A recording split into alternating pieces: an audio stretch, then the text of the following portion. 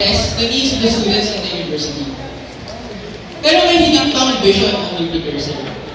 As a social academic organization, we have always believed we can impact the society as well. This year, Cursor addressed problems which hindered the growth of communities. Kasi dito ay ang kakulangan ng competitive computer science graduates upang matugunan ang lumalaking industriya ng information technology natin sa bansa. Tama ka dyan, Jules. Actually, alam natin lahat na ang UP Department of Computer Science ay isa sa mga catalysts ng IT industry. Siya ang pala si Arman Alvin, passionate member ng UP Cursor. Salamat, Jules. At alam mo ba sa department namin, tumatagad tayo na 150 students every year. Hindi pa ito sapat para punan ang pangangailangan ng industriya. Pero ang mas nakakalungkot alamin, ang malaman ay less than 100 ang gumagraduate on time. Alam natin na ito ay isang problema ang dapat tugunan ng mga estudyante at ng mga faculty. At ito ang nilayon ng computer. Tama ka dyan, Armo. Siya nga pala, si Lisa Ray Pineda, ang UP Cursor Academic Affairs Committee Head. So, Lisa, baka pwede natin explain sa akin kung ano ba talaga ang computer. Yes, of course, Armo. Computerian is a 2-day lead tutorial for incoming freshmen. Ang layunin namin dito ay magbigay ng head start para sa ating computer science incoming freshmen para sa tatawin nilang landas bilang isang computer science student. Taon-taon may computerian.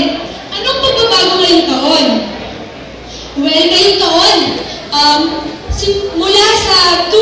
mula sa half-day seminars, ginawa namin siyang 2-day seminars na ngayon. 2-day seminar at dati nagturo kami ng basic programming concepts, ngunit hindi naging sapat ito para tumatak sa kanilang isipan. Kaya naman ang pagdesisyonan namin, taasan ang antas ng computerian ngayong taon. At mula nga sa half-day seminar, ginawa namin siyang 2-day event. At dahil dyan, mas naiintindihan ng mga estudyante ang konsepto ng programming at mas natutunan din sila ng aming mga. Mas nakulit pinapalito sa inyo para ng 60% increase sa bilang ng aming participants ngayong taon. At dumoble rin ang bilang ng aming volunteers at bilang rin ng aming lecturers. Other than that, we also made our learning resources available online for all freshman students. Yes, Lisa. Pero hindi na lang ito sa computer science students o kasi natin ihaga. Kasi ang daming emerging technologies sa market ngayon, Lisa, hindi ba? Pero masasayang ang potential kasi hindi alam paano gamitin ang karamihan.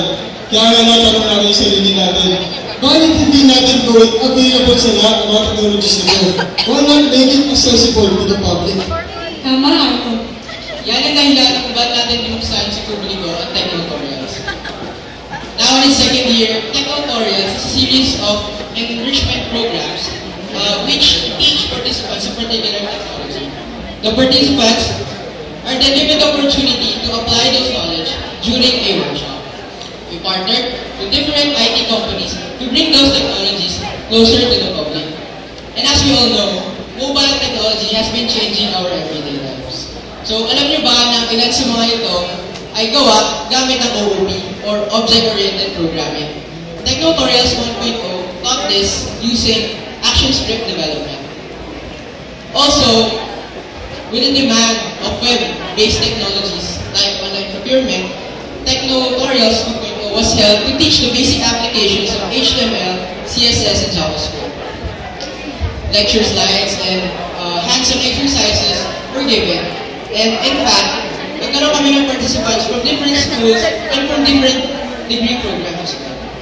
Nakakatawang makita na nakakagawa na sila ng simple website at simple application sa mga workshops nito. Hindi natin maikakailan na importante nga ang industriya natin sa ekonomiya ng bansa. Kayo ba naglalaro ng games? Minsan mahilig ako maglaro ng games. Talaga? Pero sa tingin mo ba, alam ng mga Pilipino kung paano gumawa ng games? Ako, siyempre, kaya-kaya din natin ang mga Pilipino. Siyempre, kaya-kaya natin. Pero alam na may game development industry dito sa Pilipinas? Ayun nga, Alicia, hindi masyadong ramdam na may game development industry dito sa ating bansa. Kaya nga, ang aim natin ngayon is to give more students first-hand game development experience. Kasi talaga gusto natin bigyan ng competitive boost na ating industry. And although we are becoming active in the field of game development, we are actually only contributing 0.2% to this global multi-billion-dollar industry annually. The goal now is to give our industry a competitive edge. Kaya, ang ginawa natin, mag-offer tayo ng first-hand game development experience sa mga estudyante. Gusto natin kasi talaga iparamdam kung ano ang pagiging isang game developer sa ating mga Pilipino. And this was the seed that marked the birth of a new game development competition, Game On Philippines. Game On is the first of its kind in the country to offer the first-hand game development experience for 1 month to over 40 to 60 teams.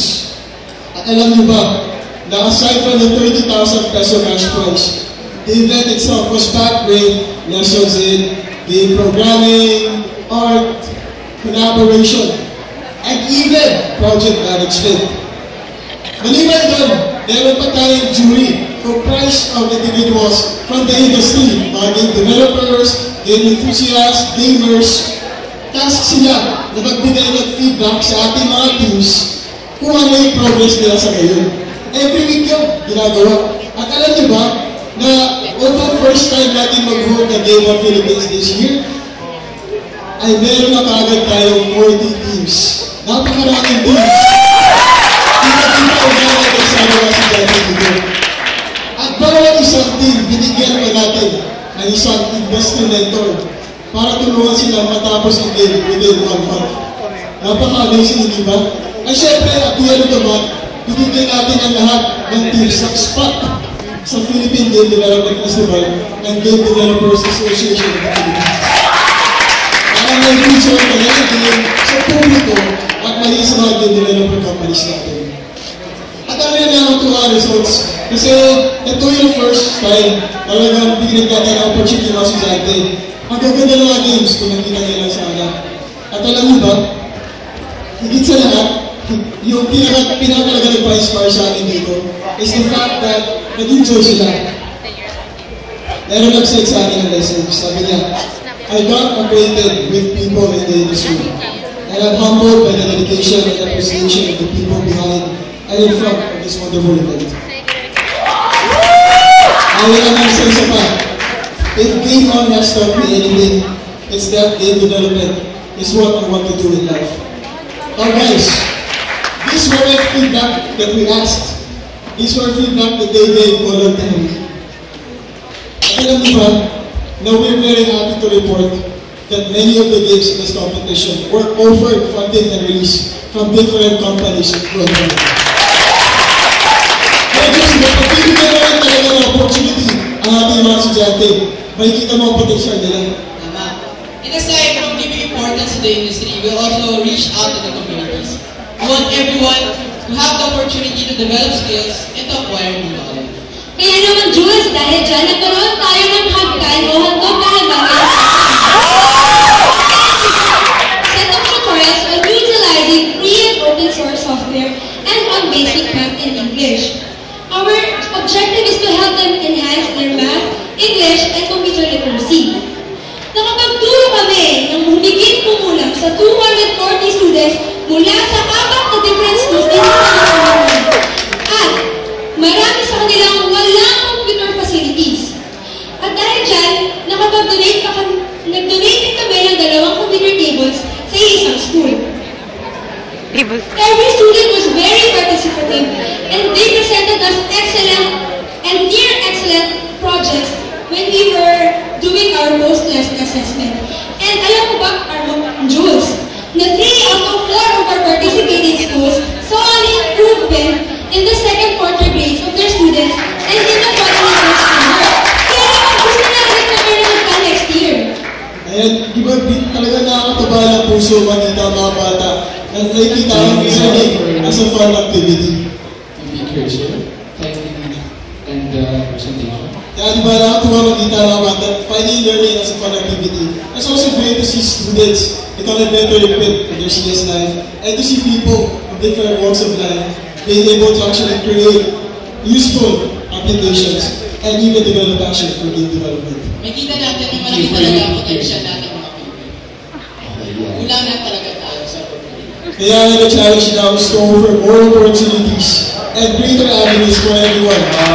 Whether in the academy, the industry, or in the communities, there will always be an avenue for growth. Okay, we need to count the presentation for only 10 minutes is allowed, right? Okay, so we proceed to the question and answer portion.